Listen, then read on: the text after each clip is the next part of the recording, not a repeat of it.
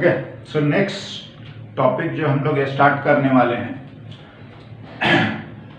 Mechanical properties of matter.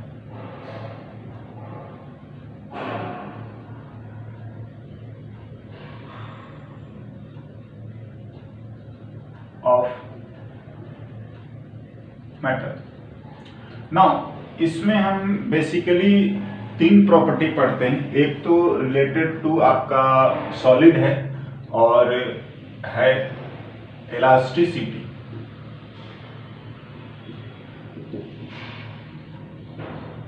हाँ जी, ना elasticity basically जो प्रॉपर्टी ऑफ अ सॉलिड की हम लिखें, एक टॉपिक ही है, चैप्टर हम पढ़ते हैं इलास्टिसिटी। देखिए व्हाट हैपन, अगर हम लोग किसी सॉलिड मटेरियल को अगर हम ऐसे बेंड करते हैं तो फिर छोड़ दीजिए तो वो वापस अपनी पोजीशन में आ जाता है, समझ रहे हैं। और इसी प्रॉपर्टी को हम लोग इलास्टिसिटी बोलते हैं। क्या? When an external deforming forces is applied, deforming force हमने अप्लाई करा, and then after removing this external deforming force because of its own reforming force, ये अपनी ओरिजिनल शेप और साइज या हम बोले कॉन्फ़िगरेशन को रिगेन करता है। And this property is known as what? Elasticity. क्या?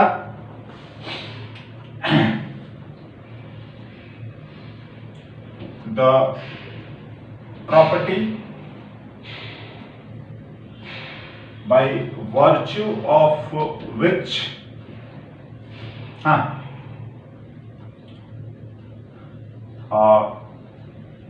solid material regain its original ये कॉन्फ़िगरेशन हम लोग लिख सकते हैं शेप एंड व्हाट? साइज, है ना, original configuration after removing external deforming forces due to its own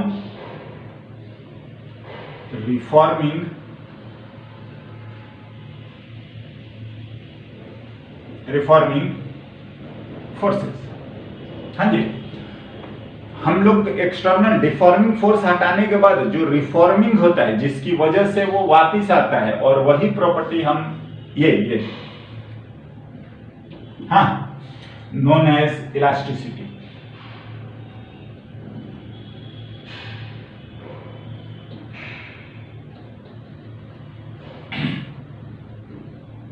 elasticity, right.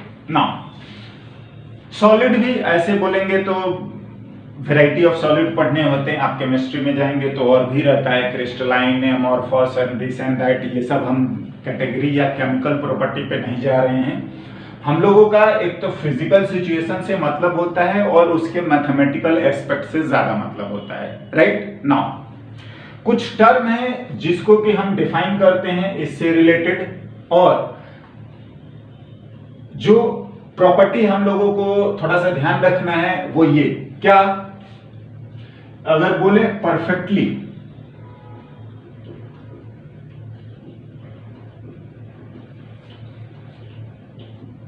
Elastic, that is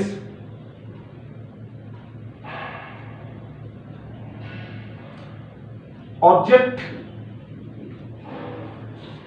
regain its original configuration completely when external deforming forces is removed। हाँ जी, इसको complete एकदम आ जाता है तो वो हमारा परफेक्टली इलास्टिक है।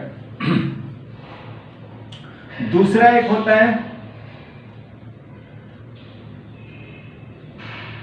Perfectly plastic.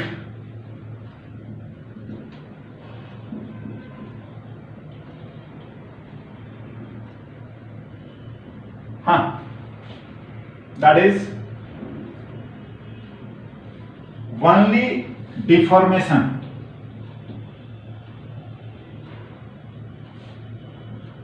occur due to external deforming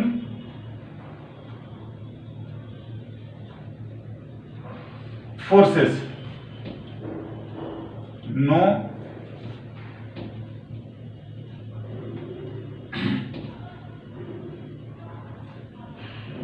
reforming forces. हाँ जी, बिल्कुल ही नहीं होता। आप बोल सकते हो क्ले, मड नहीं है, गीला मिट्टी, ये सब यहां पर बोल सकते हैं स्टील। हाँ, बट बात ऐसा है ना तो परफेक्टली इलास्टिक कोई होता है ना ही परफेक्टली प्लास्टिक। थोड़ा सा गीला मिट्टी भी ना हल्का सा आप टच करके, या आटा, हाँ हम लोग रोटी बनाते हैं, आप उसको टच करेंगे तो हल्का से करने पर वो अपनी शेप में आ जाता है, मतलब कंप्लीटली तो वो नहीं है, लेकिन आप हाँ ऐसा बोलते हैं कि पूरा आ जाए अपने शेप में तो परफेक्टली इलास्टिक है, और अगर बिल्कुल ही नहीं आता है तो परफेक्टली प्लास्टिक है ना। डिपेंडिंग अपॉन सिचुएशन, ऑब्जेक्ट्स ज्यादातर मीडियोकर होते हैं, हाँ कंप्लीटली नहीं आते हैं, और ऐसा भी नहीं कि बिल्कुल भी नहीं आएंगे। एनीवे, हम आते हैं इसके मैथमेटिकल कुछ टर्मिनोलॉजी पे जिस पर कि हम बात करेंगे। क्या है, लिखते हैं।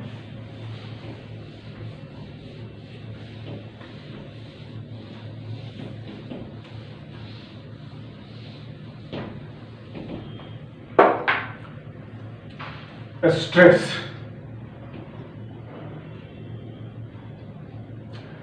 जनरली ऐसा नोटेशन यूज करते हैं। हाँ जी, अगर हम मैथमेटिकल जाएं तो ये होता है फोर्स पर यूनिट एरिया। देखिए, अगर आप बात करेंगे तो स्ट्रेस ऐसे ही लिखा जाता है, फोर्स अपॉन एरिया। नाउ थोड़ा सा डिटेल में जाएंगे तो इस तरीके से, क्या देखिए हम लिखते हैं इसको लॉन्गिट्यूडनल स्ट्रेस।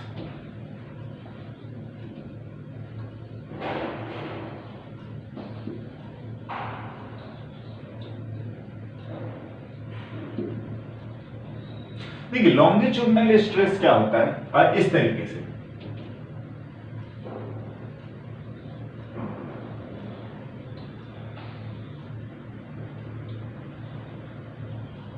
फोर्स, हाँ, and what ever its area. हाँ, तो ये हम सिग्मा एल लिखेंगे तो ये एफ बाई ए। हाँ जी, इनफैक्ट क्या होता है ना, ये F perpendicular to the area होना चाहिए, ये वाला। नाउ अगर ऐसा है, हाँ, तो हम इसको बोलते हैं टेंसाइल, मतलब ये बढ़ा रहा है।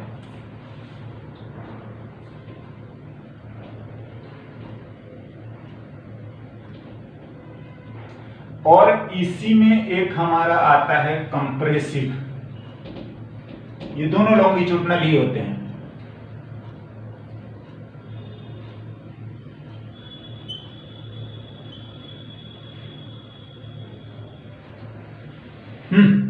है दोनों लॉन्गिट्यूडनल ही। एक में लेंथ बढ़ने की टेंडेंसी होती है और एक में लेंथ आपके घटने की टेंडेंसी होती है। एज इन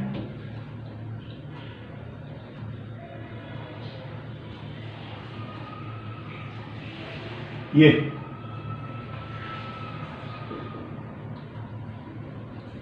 नो डाउट ये भी लॉन्गिट्यूडनल ही है, और ये भी यही आएगा, हाँ। बट ये होता है कि ये लेंथ को कम करने की कोशिश करता है, ये बढ़ाने की कोशिश करता है। एनीवे लॉन्गिट्यूडनल स्ट्रेस जो आता है वो परपेंडिकुलर फोर्स, हाँ, अपॉन एरिया। नाउ नेक्स्ट अगर हम लोग बात करें, नेक्स्ट टेंजेंशियल, या इसको शियर स्ट्रेस भी बोला जाता है।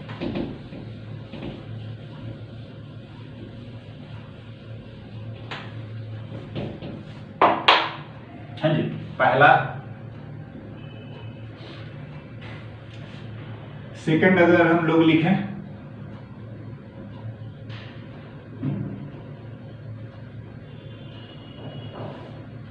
या हम लोग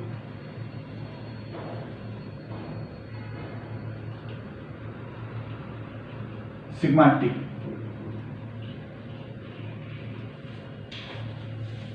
ना इसका मैं डायग्राम थोड़ा सा ऐसे ड्रॉ करता हूं।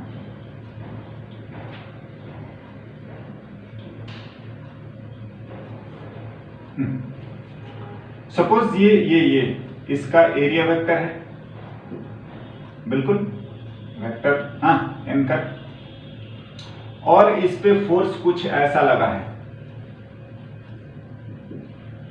आप चाहें तो इससे भी एंगल लिख सकते हैं, थीटा। तो जो सरफेस के पैरेलल है वो tangential and which is F cos theta, yes. और जो सरफेस के परपेंडिकुलर है वो आपका आ जाएगा F and what, sine theta. आप चाहें तो इसको एफ परपेंडिकुलर लिख सकते हैं और ये आपका एफ पैरेलल या टेंजेंशियल है, हाँ ना। तो टेंजेंशियल स्ट्रेस जो आता है वो no doubt force upon area ही होता है, बट ये tangential force upon area, and in this diagram F cos theta upon A, बिल्कुल, हाँ जी ना। और इसी डायग्राम में अगर हम लोग लॉन्गिट्यूडनल लिखना चाहेंगे तो ये आ जाएगा, सॉरी टेंजेंशियल ही है। लॉन्गिट्यूडनल अगर हम लोग लिखेंगे तो no doubt force upon area ही होता है, और ये एफ परपेंडिकुलर अपॉन ए है, and this is F sine theta upon A. देखिए एरिया का हम लोग कुछ नहीं कर रहे हैं, जो कर रहे हैं फोर्सेस का कर रहे हैं, हाँ। फोर्स परपेंडिकुलर है सरफेस एरिया का तो ये लॉन्गिट्यूडनल में आएगा, और पैरेलल है तो ये हमारा क्या टेंजेंशियल में, है ना। इस तरीके से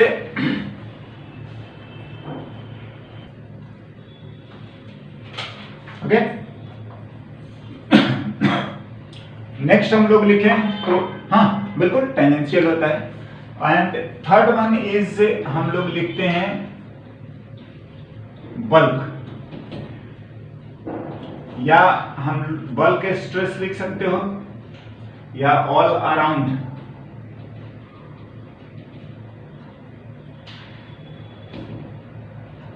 स्ट्रेस, या इसी को बोला जाता है प्रेशर। हाँ जी, क्या देखिए अगर आपका इस तरीके से है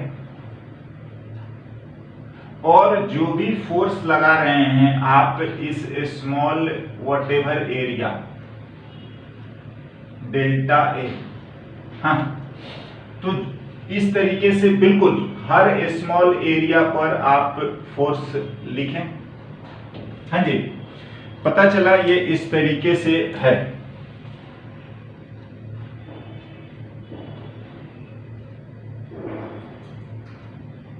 यस, हमने जो फोर्सेस लगाए हैं उसकी वजह से हाँ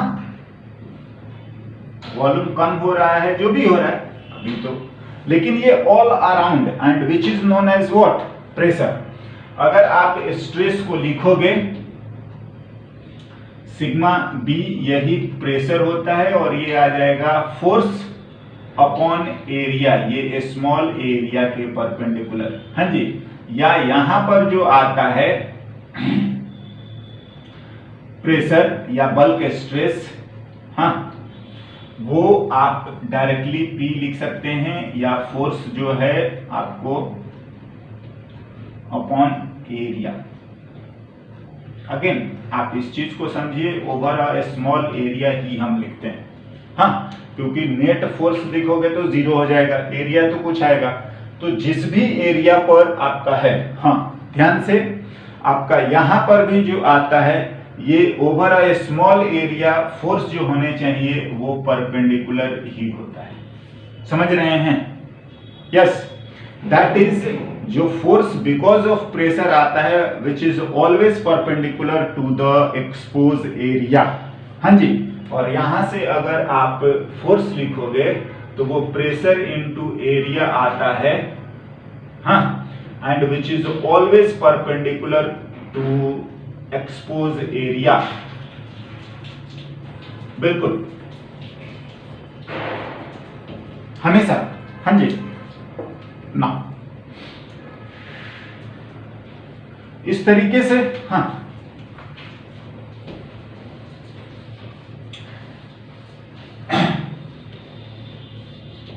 हम लोग एक इससे रिलेटेड क्वेश्चन लिखते हैं, देखते हैं क्या होता है।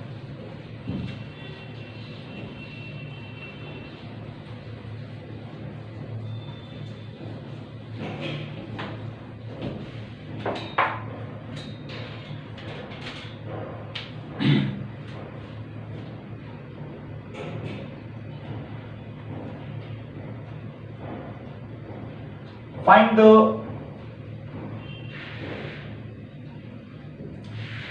shape of a column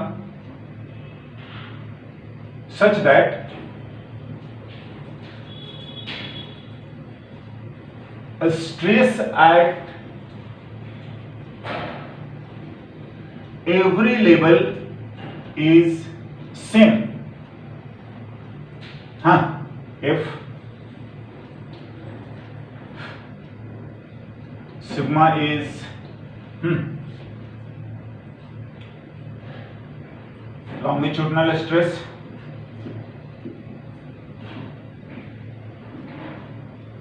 rho is density of material, हाँ,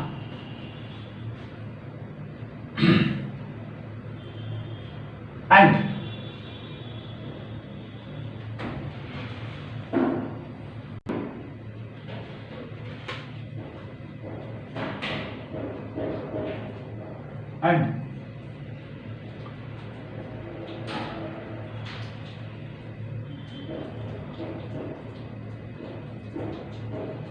one of cross section is A. Of course area की बात कर रहे हैं। Then find other cross section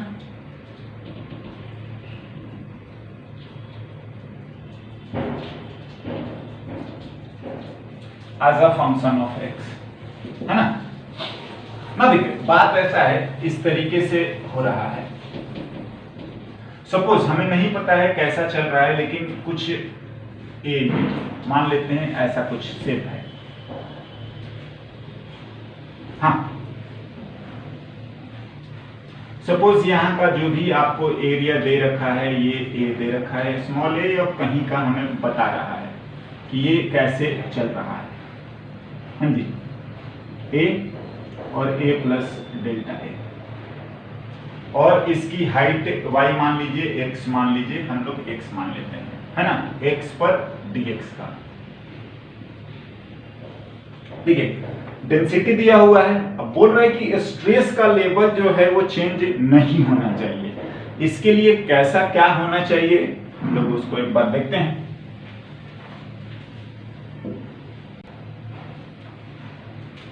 ना जो स्मॉल एलिमेंट है हम उसका फ्री बॉडी डायग्राम ड्रॉ करते हैं।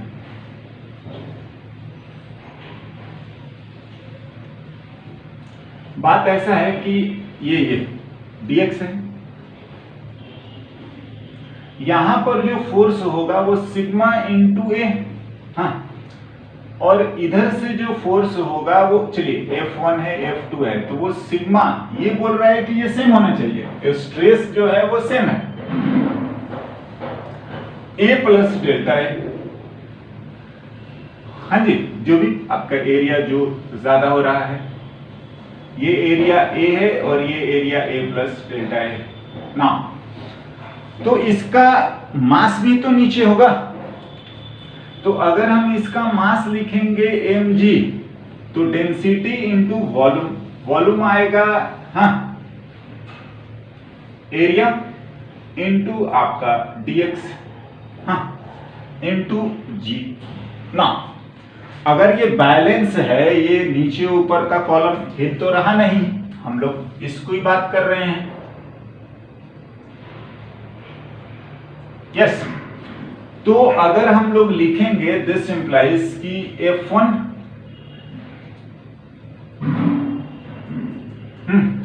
Plus mg equals to F2 आएगा, बिल्कुल, या -0 करके हम लोग 0 लिख सकते हैं, नेट फोर्स 0, F1 A, हाँ, plus mg sigma A dx into g, F2 sigma A into A plus delta A, हाँ ना, जो कैंसिल होने लायक है उसको हम लोग हटा देते हैं, ये राइट, और लिखते हैं rho A dx g equals to sigma delta A को dx लिख सकते हैं, बिल्कुल, स्मॉल चेंज का डी लिखा जाता है ना। हम लोग सिंप्लीफाई करें, रो g और सिग्मा तो कांस्टेंट है, dx dA बाई a, हाँ जी, आप जहां से जहां 0 से लेकर हम लोग मान लेते हैं x इक्वल्स टू 0 से लेकर जो भी x है, एरिया आपका A से लेकर कैपिटल A तक है, हाँ, करते हैं, एंड दिस वैल्यू इज आपका आ गया, इधर लिख लेते हैं,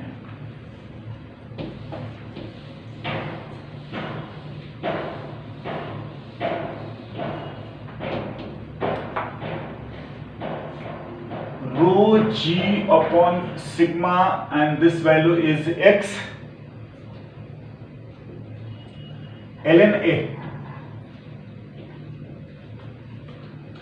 rho g sigma x ln A minus ln A, इसको इधर लिख लेंगे तो a बाई a की value e to the power rho g by sigma into x, and A is like this.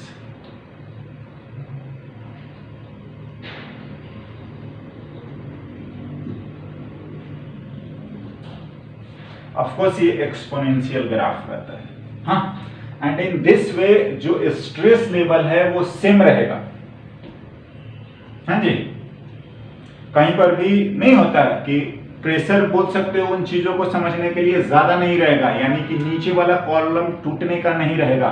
खैर आगे आएगा तो और भी हम लोग न्यूमेरिकली भी देखेंगे कब टूटता है, हाँ ना।